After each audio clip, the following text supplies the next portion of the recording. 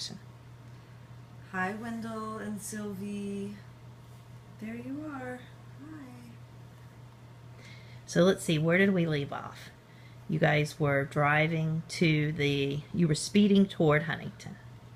And then what happened when you arrived? Did you go to the emergency room? Well, actually, one of the funny things was I was in pretty serious pain by the time we got to Huntington. The contractions were about 2 minutes apart, and we were trying to figure out where to go. And there was a sign that said, "Deliveries here," right? and I was like, "Oh, that's where we're supposed to go." And then we realized that was for, well, I didn't realize till like the next day that was actually for delivery trucks. Right. I thought it was all about delivering these 2 babies. So by then I was in quite a bit of pain. So Brandon, you pick up from there. What happened? Well, they sent us to triage and In the emergency room? yes, and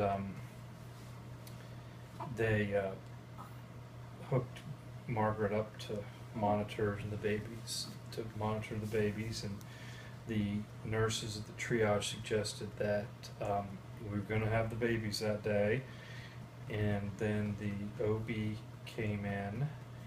Who I knew.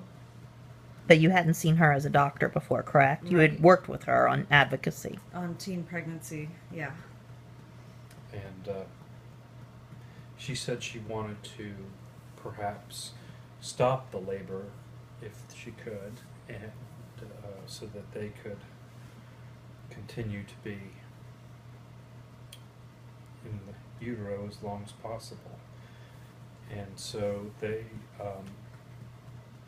first had to do ultrasound, though, and they did the ultrasound, and they were checking 2 things. It was the same ultrasound that we'd had on Friday, that they check for whether they were practicing breathing by drawing the fluid in and out of their lungs, the amniotic fluid, and whether they would have movements.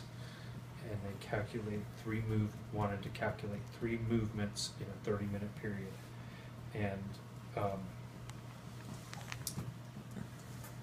Wendell did not record 3 movements in that 30 minutes.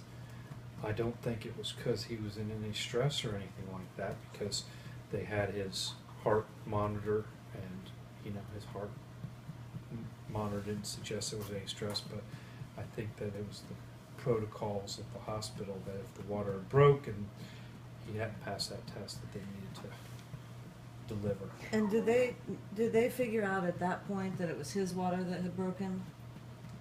I don't know when that was. And that Sylvie's was still intact. We know that now, at least. Mm-hmm. Well, and let me just say, because we may not go back to the video from earlier, that my water broke at 5:45 Monday morning, July 20th, here in this bedroom. And we sped down the road to Huntington after we got the house all cleaned up and settled.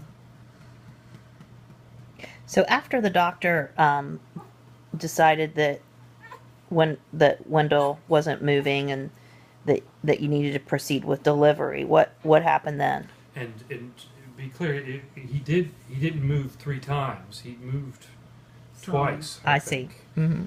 But it wasn't to what their basic they standard wheeled us was. back into triage, and the doctor came in and said we're preparing the room to do the delivery now.